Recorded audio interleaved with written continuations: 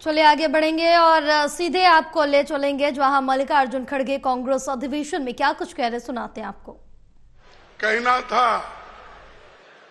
हमारे राहुल गांधी जी ने स्पष्ट किया और कहा कि किस ढंग से हमको आगे बढ़ना है। और यहां मोदी जी, बीजेपी, आरएसएस किस तरीके से इस देश को बर्बाद कर रहे हैं वो भी उन्होंने आपके सामने रखा। दोस्तों, कोई संस्था अगर आगे बढ़ना है तो उसके पास 3 विचार की आवश्यकता है। एक, आपके पास विचार होना चाहिए, वो आइडियोलॉजी। दूसरा, विचार, आचार और प्रचार। ये 3 चीजें जिस संगठन में होते हैं वो संगठन आगे बढ़ता है।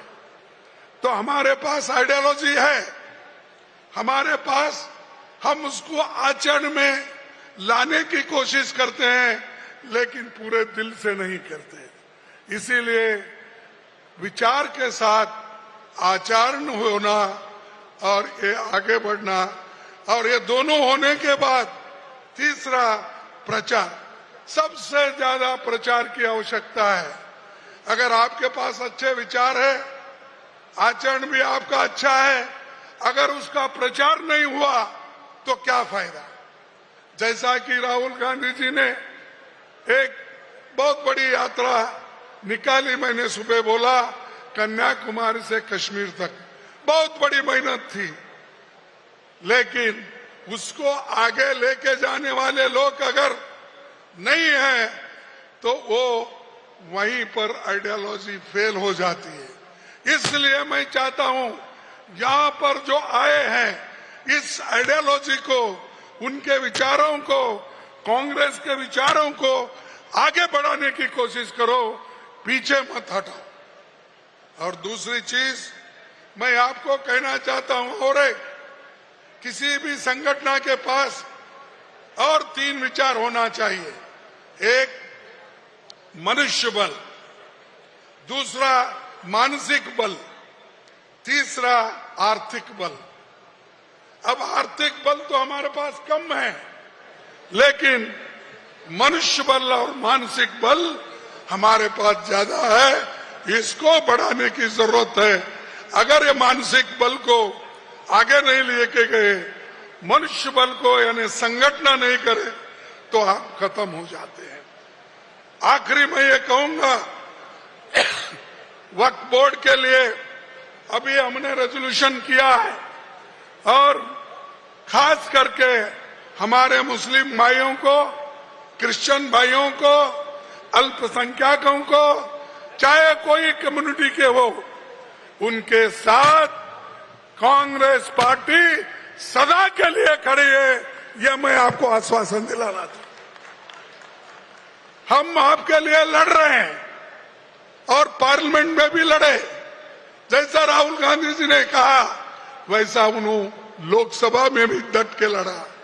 हम पार्लियामेंट में भी, वहां राज्यसभा में भी लड़े, और हम यहां तक आ गए जो बीजेपी की शक्ति थी उसको कमजोर करे। और हम जो हमारे पास जितने हम समझ रहे थे कि हमारे पास राज्यसभा में 81 मिलेंगे, लेकिन हमको हमारे 4-5 मेंबर जो हमारे अलायंस पार्टनर भी थे और इंडिया गठबंधन के लोग थे, उसमें 4-5 लोग एब्सेंट रहने के बावजूद हमने 97 वोट लिया। ये अपेक्षा के बाहर है। यह दर्शाता है कांग्रेस और इंडिया गठबंधन ये जोर पकड़ा है। और ये इसलिए कि आज आप देख सकते हैं कि वक्फ मुद्दे पे हम सब एक हो गए, कोई अलग अलग नहीं हुआ। हम हमारे साथ दूसरों को हम जोड़ लिए, लेकिन हमारा एक वोट भी कांग्रेस का हो दूसरे का नहीं गया। इसीलिए मैं यही चाहूंगा कि ये जो हमने तैयार किया है इंडिया गठबंधन, उसको तो जोर हमको देना ही है, उसके साथ साथ हम एक रह के आगे बढ़ना है।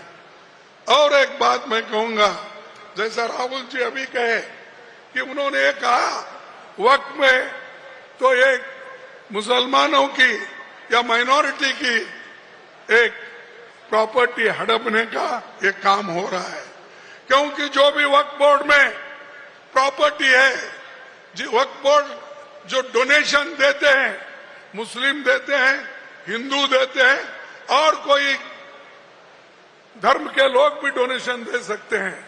वक्फ ये एक डोनेशन का बोर्ड है। इसको डोनेशन दिए हुए जमीन को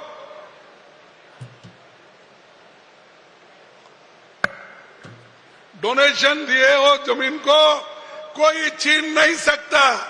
इसके लिए ही हम ये चाहते थे कि भाई वक्फ बोर्ड में नॉन मुस्लिम नहीं रहना, जैसा कि वक्फ बोर्ड में हमेशा मुस्लिम रहते थे, इस बार भी मुस्लिम लोग ही उसमें रहना, ये हमने वहां पर किया।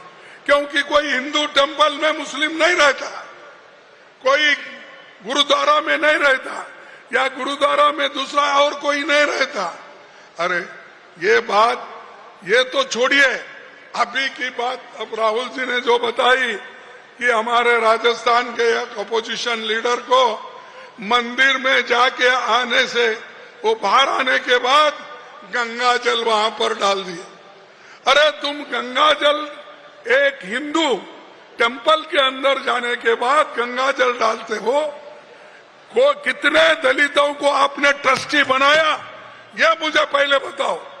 जब आप हिंदू धर्म के ट्रस्टों में हिंदू को नहीं डालते, अछूतों को नहीं डालते, पिछड़े लोगों को नहीं डालते, अति पिछड़ों को नहीं डालते, आपको क्या अधिकार है कि मुसलमानों के वक्फ बोर्ड में नॉन हिंदू डालने का, नॉन मुस्लिम डालने का?